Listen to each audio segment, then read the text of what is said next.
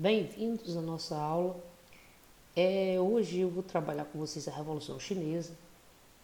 Vou trazer então esses aspectos, desde o aspecto que levou a China a se tornar a potência que nós conhecemos hoje. No entanto, existe todo um passado de muito derramamento de sangue, de certa forma, violento, que fez com que o governo chinês ele adquirisse um sistema de governo ditatorial. Então, é aqui um mapa da China. A China, então, é um país muito grande, como vocês podem ver. No entanto, grande parte do seu território, essa parte aqui, é coberta por grandes montanhas, ficando determinadas partes do território, né, relegada à prática da agricultura, grandes cidades também, para abastecer a maior população do planeta. Então veja aqui, características pré-revolucionárias. Então no século XIX, a resistência chinesa era quebrada pela Guerra do Ópio. Porque essa Guerra do Ópio foi uma guerra que aconteceu entre a China e a Inglaterra. No século XIX, a Inglaterra era a maior potência do mundo, para vocês terem ideia. E a China era um entreposto comercial que atendia algumas necessidades da Inglaterra. Certa vez, os ingleses começaram a comercializar o ópio, um produto muito lucrativo que viciava as pessoas, e o governo chinês da época resolveu proibir o comércio desse produto, que estava levando a população a se tornar viciada. No entanto, isso levou aí a um conflito entre a Inglaterra e a China, que ficou conhecido como Guerra do Ópio. Ao fim desse conflito, a China foi derrotada e a Inglaterra estabeleceu na região, né, uma possessão territorial conhecida como Hong Kong, que ficou pertencente à Inglaterra até 1997. Hoje, Hong Kong é uma província autônoma. Essa autonomia está só na ficção, porque a China, desde que recebeu de volta Hong Kong, né, tem imposto várias regras, né, a população se manifesta, mas isso geralmente está sendo reprimido muito forte com violência. Então, no século XX, é fundado então um partido político conhecido como Kuomintang. Kuomintang é um partido nacionalista que chega ao poder através de um modelo de governo conhecido como república, que nós conhecemos muito bem. Então, um país muito dividido, né, muito grande, então formava-se uma forma de governo conhecido como república, em que cada possessão territorial do país tem seus representantes.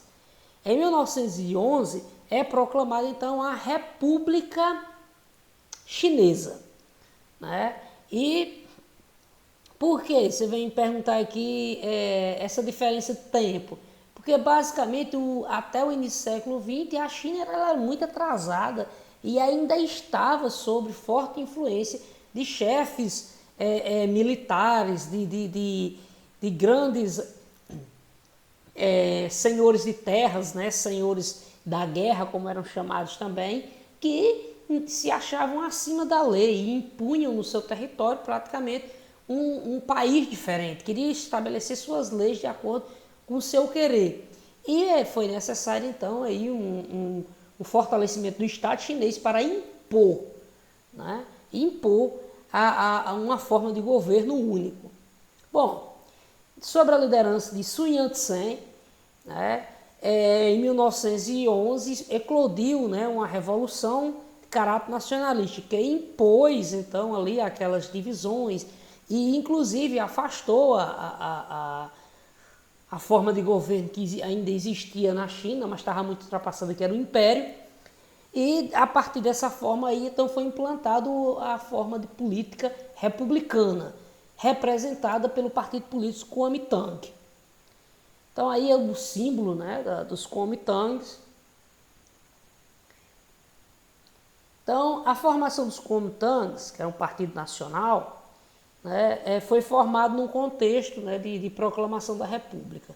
Sun Yat-sen assumiu o governo provisório, né, mas renunciou logo em seguida por não conseguir apoio da tradicional elite rural. Para decepção geral, né, assume então um presidente, né, que logo tinha características despóticas, autoritárias, né, que era chamado, né, Yang Chiang-kai, que acaba por fazer as maiores concessões a estrangeiros, e isso desagradava aos nacionalistas. Aí aqui umas representações, né, de alguns desses senhores que eram conhecidos como senhores feudais, praticamente, ainda no século XX. E eles praticamente queriam criar as suas formas de governos autônomos. Então, Chiang Kai-shek assume o governo, né, em 1925. E nesse tempo, né, ele imediatamente inicia uma política de unificação e tentando justamente cada vez mais unificar o país e afastar a influência dos senhores, né, dos senhores da guerra, que eram aqueles senhores de grande influência e de grande poder econômico, certo? Então, suas propostas nacionalistas, de certa forma, excluíam o povo, né, e reforçava a ocidentalização do país. Sendo que você tem que entender aqui que os chineses sempre foram um povo culturalmente muito recatado, né, e não olhavam essa proposta como algo benéfico. Então, aí nesse mesmo período ocorre a formação do Partido Comunista Chinês, o PCC. O Partido Comunista Chinês ele foi fundado em 1921 e lutava então contra o imperialismo de potências estrangeiras como Estados Unidos, Inglaterra, né? E também contra a influência dos senhores locais, senhores feudais ou senhores da guerra, como eram conhecidos. Até meados dos anos 20, não houveram enfrentamentos e atritos, né, entre Kuomintangs e comunistas. Kuomintangs, Partido Nacionalista, e PCC, Partido Comunista, que cada vez mais crescia, porque o Partido Comunista ele tem uma popularidade fácil de se crescer porque ele apresenta propostas sociais, né? Então, para uma população pobre sem muitas opções, então esse discurso, né, de distribuição de terras, de igualdade, isso ganha muita popularidade. Embora que, na prática, todo movimento comunista sempre resulta em uma ferrenha ditadura. Bom, então, quando o Chiang Kai-shek ele se fortalece no poder, ele assume o exército nacionalista, né? Ele inicia então uma política agressiva contra os comunistas, porque ele sabia que todo comunista ele tenta tomar o poder. Ele só não tenta tomar o poder quando ele não pode, né? Mas aí Chiang Kai-shek então ele inicia uma perseguição aos comunistas e isso leva o país a uma guerra civil. Isso aí durante o início dos anos 30, certo? E aí chefes militares passaram a apoiar Chiang Kai-shek por medo, né, da efervescência popular e do próprio Partido Comunista. Então, Chiang também foi bem visto pelas potências que influenciavam naquela época, né? Porque justamente as potências elas eram de ideais capitalistas, como a Inglaterra, Estados Unidos, e aí isso fazia com que ele ganhasse apoio entre a elite, porém a população não gostava disso. Então, em 1927, o governo nacionalista colocou o Partido Comunista na ilegalidade. O Partido Comunista Chinês sofreu derrotas em Xangai, Pequim, e cada vez mais eles iam indo para o interior.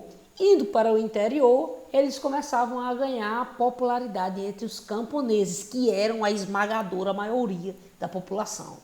Enquanto Chiang Kai-shek mantinha unidade no país sobre a aval de uma série de acordos militares, né, geralmente ligados ali a domínio de grandes cidades, né, o Partido Comunista Chinês ficava mais para o lado do interior.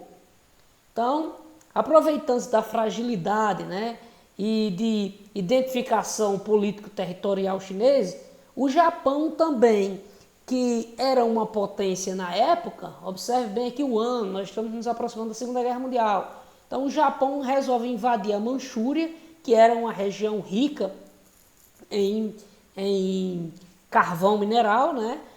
E invade aquela região. Os japoneses, até hoje, existe uma rivalidade entre japoneses e chineses. Então, os Kuomintangs que estavam no poder sentiram-se pressionados com a invasão. E isso levou, de certa forma, a uma aproximação entre nacionalistas e comunistas contra um inimigo comum que era o Japão.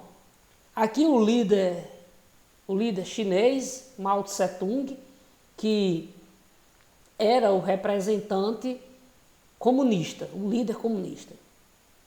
Então, a longa marcha. Então, quando os comunistas eles foram derrotados nas principais cidades do país, eles iniciaram a migração para o interior.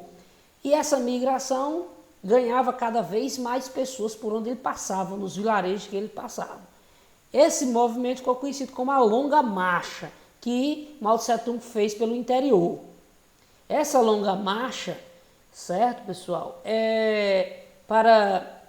foi para fugir da repressão, né? E Mao Tse-tung realizou essa marcha a pé ao longo de 12.500 quilômetros. Ficou conhecido então como a Longa Marcha. Restando, né, dos mais de 100 mil homens que saíram com ele, apenas 30 mil ao fim da marcha.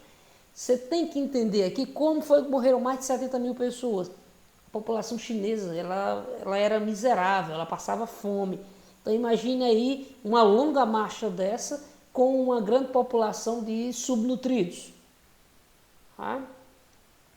E aí, ó, o exército nacionalista, né, teve inicialmente de combater os japoneses e os comunistas. Então isso enfraquecia, né? Então, com a invasão japonesa, no contexto da Segunda Guerra Mundial, ocorreu então uma união entre Kuomintangs e o Partido Comunista. E aí isso contribuiu ainda mais para a popularidade do Partido Comunista, que só se expandia. Mao e seus seguidores não só lutavam contra a invasão estrangeira, como também, né, promoveram reformas agrárias em regiões sob o domínio do Partido Comunista, e isso levava a uma grande simpatia dos camponeses. Então, as tropas japonesas, aqui algumas imagens, né, cometeram muitas atrocidades com a população chinesa. Uma rara imagem, né, mostrando Chiang Kai-shek e Mao Tse-tung celebrando uma paz momentânea, né, durante a guerra, que era para justamente combater o inimigo comum, que eram os japoneses. Bom, então após a derrota do Japão, Chiang Kai-shek, a partir de 1946, apoiado com recursos militares dos Estados Unidos, retoma a repressão aos comunistas. Por quê? Porque simplesmente os comunistas eram um modelo político diferente do sistema capitalista e era necessário combater. Enquanto que